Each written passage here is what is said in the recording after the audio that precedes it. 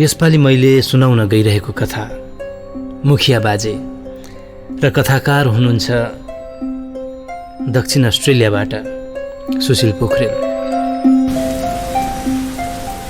कैजले गाउँका गुमान सिंह छेत्रीको घरमा आज बिहानैदेखि मानिसको निकै घुइँचो छ। सायद गाउँको कुनै मुद्दा सल्टाउने काम भइरहेछ। एउटा अग्लो कुर्सीमा बसेर मुखिया गुमान सिंह छेत्री कुरा छाँटिरहेछन्। आँगन बीचको एउटा टेबलमा चियाका केही गिलासहरू छन्। चियाको चुस्कीसितै गुमान सिंहका विछिट्टै नीतिका कुरा सुनेर दङ्ग छन् गाउँले। एकैछिनमा छेउैको छिमेकीलाई गुमान सिंह कराएर बोलाउँछन्। ए हर्के, यहाँ आइज, तँसित एउटा कुरा गर्नु छ। आँगनमा बसेका सबै गाउँलेका आँखा छिमेकी हर्केको घरतिर पर्न जान्छ। हुन्छ हजुर। एकैछिनमा हर्के मुखियाको आँगनमा आइपुग्छ हस्याङ पस्याङ गर्दै। ए हर्के, आज मेरो अलैँची बारी फाड्न जानुपर्छ। 2 जना अरू साथी पनि मिलाइदिएको छु। आजै जा है। चाहेर हो वा नचाहेर हुन्छ हजुर, ऊ बोल्छ। यो उसको आजको मात्र भनाइ होइन। उसले दिनमा 50 पल्ट हुन्छ हजुर भन्नुपर्छ। जहिले पनि नोकरलाई जस्तो ठाडो आदेश हुन्छ उसलाई। मुखियाले जतिखेर जे अराउँछन् हर्केको स्वीकारोक्ति हो हुन्छ हजुर। मुखियाको घरदेखि वनसम्मका 12 कालका सबै काम हर्केले नगरिदिएको पो कहिले छ र? उनलाई गुण भने कहिले लागेन। गरेर नपुग्ने मान्छे नाना भाती कुरा झिकेर कच्याङ कच्याङ गर्न उनीबाट कसैले सिकोस्। मुद्दा किनेर थिम्पू धाउने मान्छेको के कुरा गर्नु र? सकुनी भन्दा कम छैनन् है यी बुढा। मनमा नै मुरमुरिँदै हर्के आफ्नो घरतिर लाग्छ। मुखिया बाजेका रूपमा चिनिने यी गुमान सिंह छेत्री कुनै समय यस गाउँका हकिला कारवारी पनि थिए। त्यसताक उनको हकडकै ठुलो, हाँकले गरी खाएका हुन्। को बोलोस् र उनको अगाडि? झैँ झगडामा वादी प्रतिवादी दुवै पक्ष डराउँथे उनीदेखि। जसलाई मन पर्यो उतैपट्टि लाग्थे मुखिया। जुन पक्षलाई जिताउनु छ उतैतिर फर्केर आफ्नो दाहिने आँखो चिम्म पारे कि सम्झौँ फसेला उसैको पक्ष गयो। हार्नेहरूले निसाफ परेन हजुर भन्ने आँटसम्म गर्न नसक्नु उनीहरूको आफ्नै बाध्यता हुने गर्थ्यो। भविष्यका दिनहरूमा उनको कोपबाट सबैले बाँच्नु पनि त छ। कारबारी गरेको 2 दशकपछि उनको त्यो पद तर अब गाउँको अर्को व्यक्तिको हातमा गयो। सल्टाउन नसकिएको कुनै खास मुद्दामा मात्र गुमान सिंह मुखियालाई बोलाउने गरिन्थ्यो। नयाँ कारबारी उनको नातिको उमेर सरहको थियो। त्यसैले होला समय समयमा मुखियाले नयाँ कारबारीको दलानमा पुरानै पाराले हक जमाउन पाउने गर्थे। लामा जुङ्गा चाउरिएको अनुहार, अग्लो कद, चुच्चो नाक, लामा लामा सुकुटे पासुला देख्दा उनी निकै मापाका झोडे नेता पो हुन् कि जस्तो भान हुन्थ्यो। खस्रो बानी व्यवहारका कारण मुखिया जहाँ गए पनि अर्कोमाथि हक जमाएर कुरा गर्न खप्पिस थिए। जस कसैको घरमा बिहे बटुलो होस् वा अरू प्रकारको सार्वजनिक भेला, मुखियालाई छेस्का हान्न कसले भेट्छ र? बोल्न थाले कि गफको तिखो छेस्काले कसै न कसैलाई घोचेकै हुन्थ्यो च्वास्स। उनीसित पैँठे जोरी कसले खेल्ने? होमा हो मिलाउनै त पर्यो। होमा हो मिलाउनै त पर्यो। गाउँका सिधा सोझाहरू उनीदेखि निकै अलग बस्न रुचाउँथे। बिडी सिगरेट भन्दा खोसेलामा कटुवा बेरेर धुवाँ उडाउने 12 कालको उनको बानी थियो। यो बानी कहिलेदेखिको हो भन्ने कुरो उनी आफैलाई पनि थाहा छैन। बेरुवाको लामो सर्को तानेपछि उनी डल्लो परेर खोक्थे, आँखाभरि आँसु आउने गरी। त्यसैले होला उनको दाँत कालो, पहेँलो अनि गिजा डढेर कालो देखिन्थ्यो।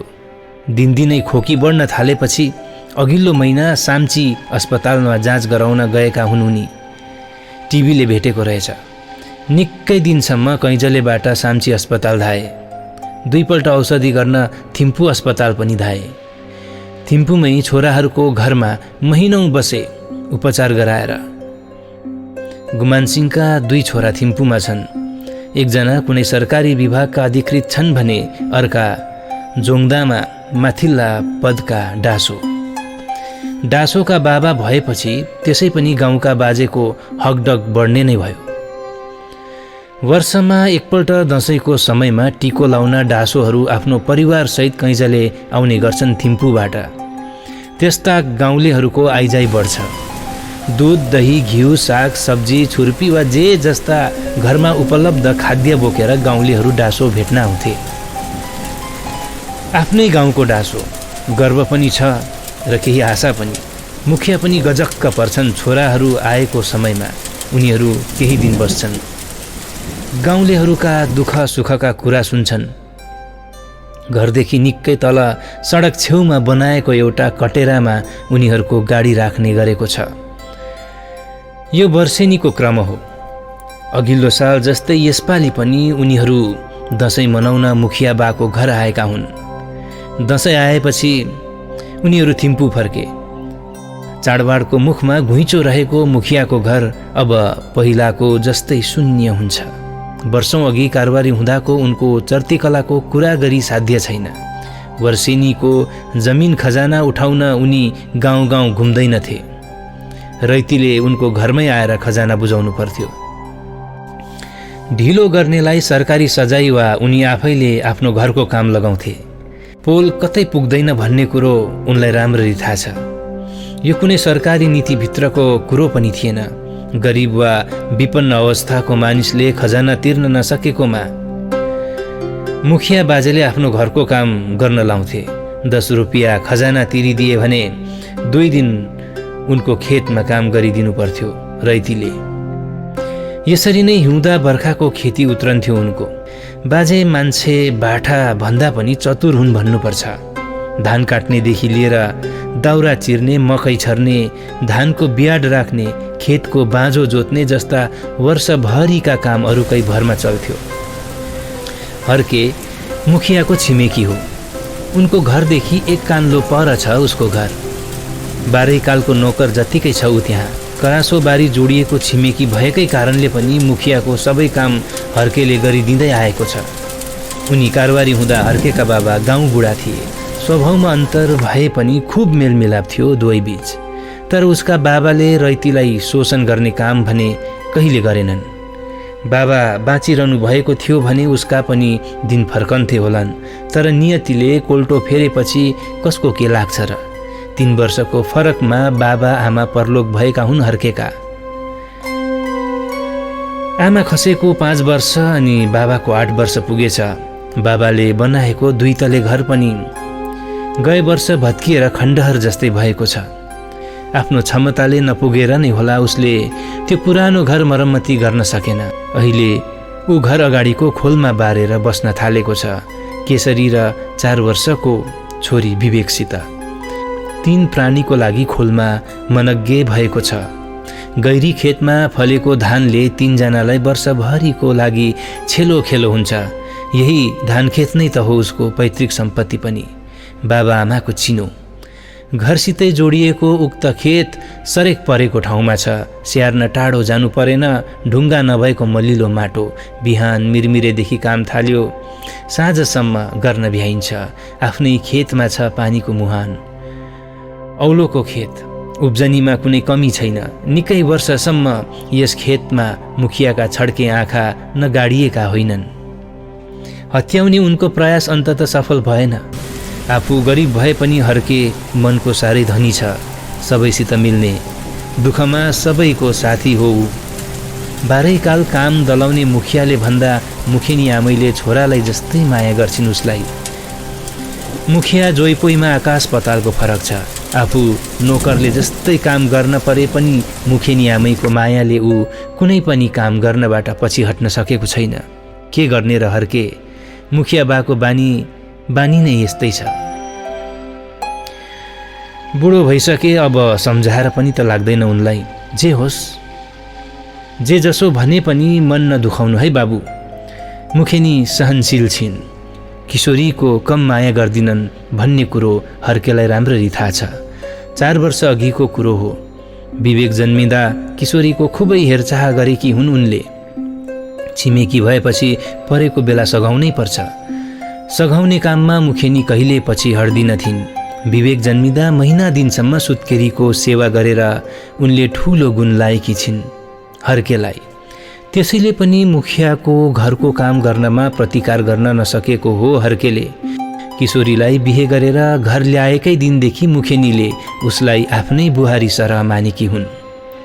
बिहेको दिन मुखियाको आँखा छलेर उनले जोडी साडी, चोलो र सुनको जोडी मारवाडी केसरीलाई दिइन्। दुलही, सासुआमा नभए त के भो, म पनि त तिम्री सासु नै हुँ। मुखेनीले हाँस्दै किशोरीको गालामा न्यानो मुहाई पनि खाएकी थिइन्। किशोरी पनि गदगद भएकी थिए त्यस दिन। हर्केको घरमा आएदेखि किशोरीले मुखियाको घरलाई पनि आफ्नो भन्दा परको सम्झिन। आफ्नो घरको काम सँगसँगै उसले बुहारी जस्तै भएर मुखियाको घरको काम पनि गरेकी हो। साह्रै माया गर्थिन् मुखेनीले उसलाई र उसले मुखेनीलाई पनि। यसरी राम्रा राम्रा बीचको प्रगाढ सम्बन्धले यो घरमा राम्रोपन अधिक देखिन्थ्यो। यहाँ लक्ष्मीको बास छ भने जस्तो लाग्थ्यो, तर नियतिको लेखोट अर्कै थियो। यो प्रगाढ सम्बन्ध लामो समयसम्म रहन सकेन। राम्रो मान्छे छिट्टै भगवानको प्यारो हुन्छ भने जस्तै भयो यहाँ। अचानक मुखेनी परलोक भइन्। बिमार नै नभई उनी परलोक भइछन्। उनी बित्दा सबैभन्दा बेसी किशोरी रोएकी थिए। घरकी लक्ष्मी नै बितेपछि अब त्यस घरको सहनै हराएको जस्तो देखिन्थ्यो। मुखिनी आमै परलोक भइन्, तर मुखिया बाजेमा त्यसको कुनै प्रभाव नपरे जस्तो लाग्थ्यो। थिम्पूबाट छोराहरू आएर आमाको काम गरे। यसपल्ट उनीहरू लामो समयसम्म कैँजलेमा बसेनन्। मुखिया बाजेमा पत्नी वियोगको पीडा झल्किएको पाइँदैनथ्यो। गाउँलेहरूको निम्ति यो छक्क पर्दो कुरा थियो। उनी अझ झक्की र क्रोधित देखिन थाले। यता देशको शासन प्रणाली अझ सख्त हुन थाल्यो। सबैले आफ्नो जातीय पोसाक छाडेर बख्खु लाउन पर्ने कानुन बन्यो। जनगणनाको अनावश्यक बहानामा जनता लखेट्ने षड्यन्त्र सुरु भयो। गाउँ गाउँमा जनगणना टोली पस्यो। 1 देखि 5 नम्बरसम्मका फर्महरू भरिन थाले। 3 दिनदेखि मुखिया बाजेको घरमा पनि टोलीले जमेर छानबिन थाल्यो।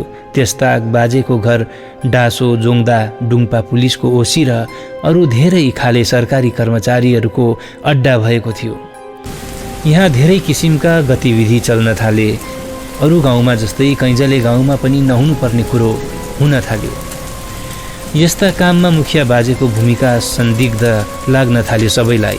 गाउँलेहरूको बिजोक हुने अवस्था सृजना भयो। सबै गाउँले हताश, निराश अनि असमञ्जसमा परे। मुखिया बाजे गाउँलेहरूलाई हप्काउँदै हिँड्थे। अब उनको स्वभाव पहिलाको जस्तो लाग्दैन थियो।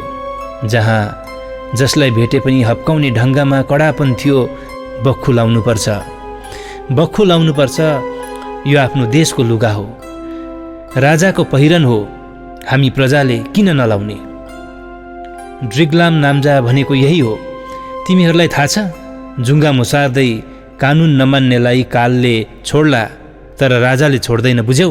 जनता हप्काउने उनको मुखमा अहिले आएर यो नयाँ शैली पनि थपिएको थियो। बाजे ड्रिग्लाम नाम्जाका जानकार थोरै र प्रशंसक भने धेरै हुन्। यस कुराको अनुमान जस कसैले पनि गर्न सक्थ्यो। मुखिया आफैलाई बख्खु कसरी लाउने हो भन्नेसम्म थाहा थिएन। उनी छिमेकी गुहार्थे। उनको पसाङ्गिएको भाङ्रे जिउमा लगाएको बख्खुले उनलाई हाँस उठ्दो देखिन्थ्यो, हाँसको बथानमा बकुल्लो जस्तै। सरकारी दमनले सीमा नाघेपछि देशभरि बिस्तारै विरोधका स्वरहरू उठ्न थाले। केही दिनमा गाउँ सहरभरि धरना र जुलुस उठ्ने अनि सरकारलाई मानव अधिकार बहालीको निम्ति दबाब गर्ने कुरो चल्यो। यस अभियानमा कैँजले गाउँमा पनि अछुतो रहन सकेन। हो हल्लाले निकै ठूलो रूप लिन थालेपछि मुखिया बाजे अचानक टिबीको थप उपचार गर्न भनी थिम्पूतिर लागे। जुलुसको तयारी हुन थाल्यो। बाजे किन थिम्पू लागे, यो एउटा कौतूहलको विषय बन्यो गाउँले बीच। जुलुसदेखि भाग्ने यो एउटा बहाना हो वा उपचार नै गर्न भनी उनी थिम्पू गएका हुन्, यो कुरो भने कसैलाई थाहा भएन। जुलुस उठेको 15 दिनपछि बाजे टुप्लुक्क आफ्नो घर फर्किआए। अब गाउँमा धरपकड सुरु भइसकेको थियो। हत्या र बलात्कारका अनेकौं घटना हुन थाले। दिउँसो दिउँसो आर्मी बाजेको घरमा आउँथे अनि राति गाउँ गाउँमा छापछाप्ती हुन्थे। बेला बेला बाजेसित के बातचित भइरहन्थ्यो पुलिस र आर्मी अफिसरहरूको। आज फलानुलाई पक्राउ गर्यो, आज फलानुलाई पक्राउ गर्यो रे। आर्मीका गाडी घरदेखि तल सडकमा रातारात दौडेको देखेर केसरीको होस उड्थ्यो। अरू गाउँबाट मानिस भाग्न थाले। नेपालमा शरण लिएका छन् रे भन्ने कुरो सुनिन्थ्यो। गाउँ गाउँमा पक्राउ र बलात्कारका घटनाहरू सुनेर केसरी थरथर काम्थे। एक दिन अचानक राति हर्केको घरदेखि माथिल्लो घर आर्मीले घेरे। घरका सदस्यलाई छानी छानी पिट्न थाल्यो। माथिल्लो घरमा महिलाहरूको बलात्कार हुन थालेपछि केसरीको होस हवास उड्यो। हातखुट्टा थरथर कामे। आज हर्के घरमा छैन।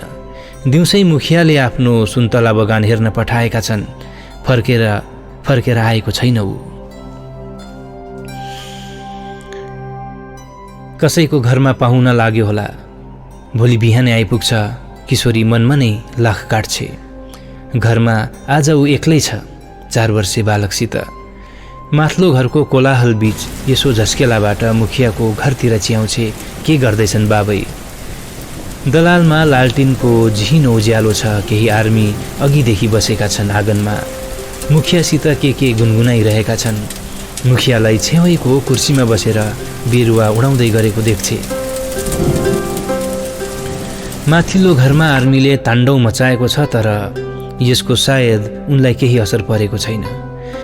चाहेर होस् वा नचाहेर मुखिया कुनै गहिरो सोचाइमा भने अवश्य परेका छन्। यो तल्लो घर कसको हो? माथिबाट कसैले भन्छ, हिँड त्यहाँ को छ? कसैले टर्च लाउँछ हर्केको घर वरिपरि। किशोरीको होस गायब हुन्छ। आँगनबाट कसैले साउथीमा भन्छ, किशोरी भाग नत्र तँलाई मार्छन्। ऊ धेरै थोक सोच्नपट्टि लाग्दिन। छिटो छिटो पोल्टामा केही बोक्छे। विवेकलाई बोकेर हतार हतार घरको तल्लो झस्केलाबाट सरक्क बाहिरिन्छे। अब उसले भाग्नै पर्छ। मास्तिरबाट उसको घरमा आर्मी झर्न थाले। निकै तल पुगेपछि फर्केर एकखेप हेर्छे पुलुक्क। आर्मीले घेरेका छन् उसको घर। वरिपरि टर्चको उज्यालोमा कसैलाई खोजे जस्तो छ। अब उसले यहाँ रोकिनु उचित छैन। हे भगवान, यो के हुँदैछ? अब कहाँ जाने मैले? अचानक उसलाई आफ्ना मित बाबुको सम्झना आउँछ। हरिबहादुर बस्नेत, थालझोडाका नामी सरदार उसका मित बाबु हुन्।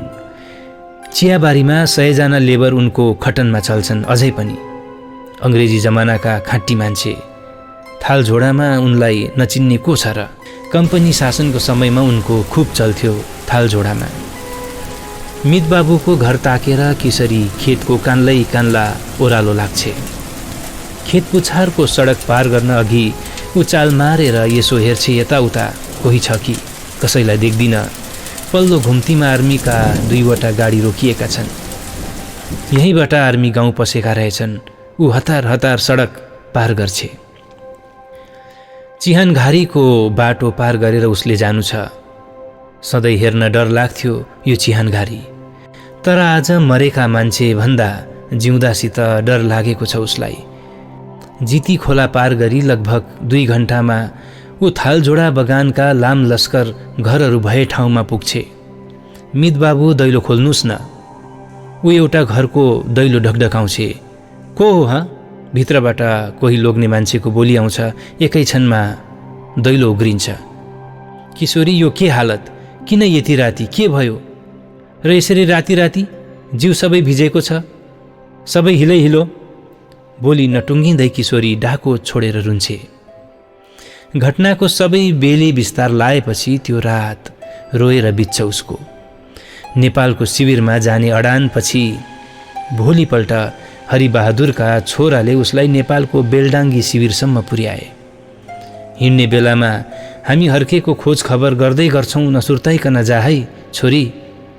आँखाभरि आँसु पारेर हरिबहादुरले बिदा गरेका थिए किशोरीलाई। शरणार्थी जीवन कसलाई मनपर्छ र, कहाली लाग्दो। तर बस्न परेपछि शिविरले जसलाई पनि अपनाउँछ। धेर थोर समयको कुरा मात्र हो, बिस्तारै बानी पर्छ। बर्खाको हिलो र हिउँदोको सिरेटो, धुवाँ धुलो बीच सबैको एकमुठी सास फेर्नै पर्छ। मानिसको कोलाहल, हावा हुन्डरी, दिनदिनै एकै खाले काम। ससाना छाप्रामा भिन्न भिन्नै विचारका मानिस। रासिन, तेल, सब्जी, कालो कनिका मिसिएको बगडा। कहिले कसैको बिहे त कहिले मरुमराउ। मानिसको लाम लस्कर, सेक्टरदेखि सेक्टरसम्मको दौडधुप। झैझगडा, बाजाबाज, बाँसले बेरेका साना ठुला स्कुलमा हजारौं केटाकेटी। बेला बेला शिविरभित्र गुड्ने दात्री संस्थाका चिल्ली गाडी। यस्तै प्रपञ्च बीचको जीवन। यहाँ जीवन धान्नेहरूमा किशोरी पनि एक भएकी छ हिजोआज। सडकसित जोडिएको एउटा सेक्टरमा उसको पनि एउटा सानो छाप्रो छ। पानी बोक्ने एउटा सेतो जर्किन, सिल्भरका केही थालबटुका, एउटा स्टोभ, बोहका केही चट्टी, अर्कोले दिएका काला सस्ता केही कम्बल अनि केही जोडी लाउने लुगा। यति नै हुन् उसको सानो छाप्रोमा दैनिक प्रयोगका सामग्री। सुरुमा उसलाई दिक्क लाग्थ्यो, म कहाँ आए, यो कस्तो जीवन। बाबा आमा भुटानमा के गर्दैछन् होला, नानीको बाबाको पत्तो छैन, के गर्दैछन्, के उनलाई पनि पक्राउ गर्यो। यस्तै प्रश्नले उसको मन भौतारिन्थ्यो। एक दिन आरसीयू कार्यालयबाट एक हुल मान्छे बाहिर निस्कँदै गरेको उसले देख्छ। बीचमा एउटा सेतो लुगा लाएको बुढो मान्छे लमक लमक लम्किरहेका हुन्छन्। किशोरीको आँखा ती मान्छेमै टिक्छन्। मुखिया बाबै अनायास नै उसको मुखबाट निस्कन्छ। साथमा एउटी अधबैँसे महिला। उनले अर्को बिहे गरेछन्। लख काट्ने क्रममा किशोरीको निधार खुम्चिन्छ। यो के अचम्म देख्नु पर्यो। हातमा एउटा कालो झोला बोकेर आफ्नै छेउको एउटा छाप्रोमा ती दुई प्राणी पसेछन्। पहिलाको भन्दा अझ दुब्लो, अनुहार कालो, निहुरिएको टाउको। रोगले खडङखास बनाएको छ बुढोलाई। कता कता रिस पनि उठ्छ। मनमनै ऊ बोल्छे, ड्रिग्लाम नाम्जा भनेर रैती हप्काउनेलाई पनि राजाले छोडेन छ। दुनियाँ लगारेर उनीहरूको सम्पत्ति हत्याउने सपना पुरा भएन यी बुढाको। अहिले आफ्नो पनि उही गति भएछ। केसरी बेलडुङ्गी शिविर आएको वर्षौं बितेछ। जतिखेर जो पनि भुटानको जेलबाट छुटेर शिविर आइपुग्छ ऊ सोध्न पुग्थी, मन पिरोलिन्थ्यो। सपनामा धेरैपल्ट उसले हर्के देखेकी छ। धेरैपल्ट ऊ रोएकी पनि छ। यतिका वर्ष बिते, मित बाबुको घरबाट पनि हर्केको कुनै खबर आएन। जेलबाट छुटेर आउने कसैले पनि हर्केलाई देखेको कुरा गर्दैन। खोइ बहिनी, हामी बसेको जेलमा त हर्के नामको मान्छे कोही थिएन। वर्षौं पछि आफ्नै सेक्टरको एक छिमेकी महिलाको श्रीमान चेमगाङ जेलबाट छुटेर हिजो मात्र शिविर आए। केसरी हतार हतार उनलाई भेट्न पुग्छे।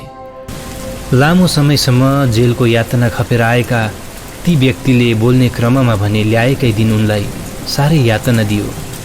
बेलुका सँगै खाना खायौँ। आँखाभरि आँसु पारेर उनले भने, साथी म बाँच्दिन होला, मलाई साह्रै यातना दियो। मेरो नाम हर्के छेत्री हो। मेरो घर साम्चीको कैँजले गाउँमा पर्छ। म मरिगए भने मेरी किशोरीसम्म मेरो खबर पुर्याइदिनु। मलाई मेरै गाउँका मुखियाले सुन्तला बगान हेर्न पठाउने न्युमा पक्राएका हुन्। उनी बोल्दै थिए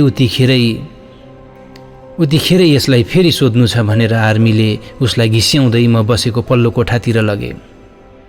28 डन्डा हान्दासम्म उनले आइया मरे भनेको चाहिँ सुनियो। त्यसपछि डन्डा मात्र हानेको सुनियो। मान्छे मरिसकेछ। त्यस कोठाबाट भोलिपल्ट उनको लास बाहिर लगे। यस कुरोले किशोरीमाथि पहाडै खसेको थियो। ऊ घोप्टो परेर धेरै बेरसम्म रोई। अहिले ऊ अघिकी किशोरी थिइन, एक्ली भएकी छे।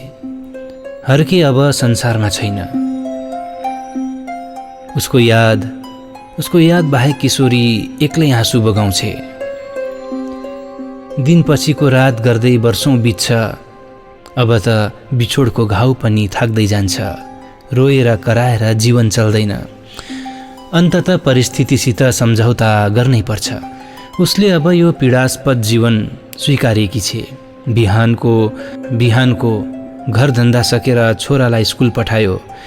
आफू अक्सफार्मको स्कुलमा 100 अक्षर पढ्न गयो। अचेल यो दैनिकी भएको छ उसको। मुखिया बाजे छाप्रोबाट वरपर जान छाडेका छन्। अधवैंसे महिलाले उनको सेवा गर्छिन्। बाजेको बिमार दिनदिनै चढ्न थालेको छ। कहिले आम्दा रेफर गरिन्छ भने कहिले धरान वा विराटनगर पठाउँछ। एकमुठी सास बाहेक उनको केही छैन शिविरमा। दिन पर्खेर बसेका छन् उनी। आज आइतबार बिहानैदेखि निकै हो हल्ला छ। कसैले भन्छ मुखिया बाजेको चोला उठ्यो। सबै उनकै छाप्रोतिर लाग्छन्। छाप्रोभित्र एउटी महिला डाँको छोडेर रोएको सुनिन्छ। एकैछिनमा उनको लास रतुवा खोलासम्म लगिन्छ।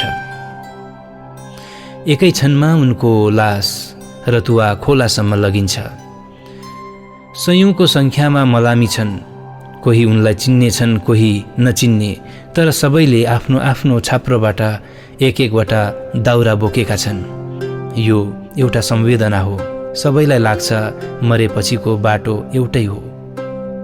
कसैलाई उनीप्रति कुनै पूर्वाग्रह छैन। जे गरे उनले नै भोग्छन्। एकैछिनमा मुखिया बाजेको लास रतुवाको बगरमा चितामा चढाइन्छ। अधवैंसे महिला जिउ छाडेर रुन्छिन्। चितामा आगो दन्किन्छ। सबैले मट्टी दिन्छन्। लौ है, जहाँबाट आयो त्यही जाऊ, कसैले भन्छ। माथि डाँडामा केही महिला लाम लस्कर लागेर उभिएका छन्। सायद मलामीको खाजा ल्याएका छन् उनीहरूले। चिताको धुवाँ देखेर एउटी महिला बोल्छिन्, हेर त किशोरी, धर्मी मान्छे जलाउँदा धुवाँ सिधा आकाशतिर जान्छ भन्थे, तर बाजेको त छरियो पो। केशरी भर्खरै बोल्ने महिलालाई एकचोटि हेर्छे। उसको आँखा आँसुले भरिएका हुन्छन्। कहाँ कहाँ अन्तर्मनभित्रको घाउ बल्झिएको छ। अचानक उसको मुखबाट निस्कन्छ, कालले छोड्ला तर राजाले छोड्दैन भन्नेलाई राजाले छोडे, कालले छोडेन।